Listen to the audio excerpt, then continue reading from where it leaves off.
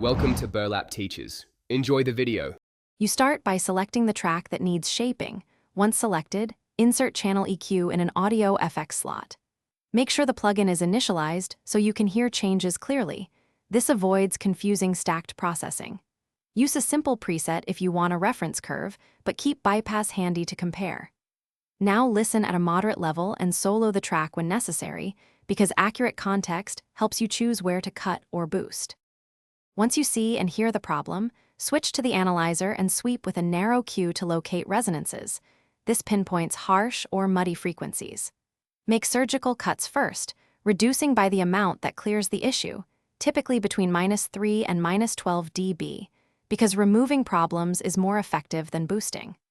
After cleaning, make gentle, wider boosts of 1 to 3 dB to add presence or air, and always toggle the EQ on and off to confirm musical improvement.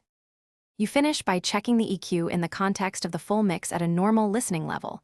Small changes can shift balance, so make sure your adjustments serve the song. Automate EQ moves for different sections and switch to linear phase mode when phase relationships are critical, though note the added latency.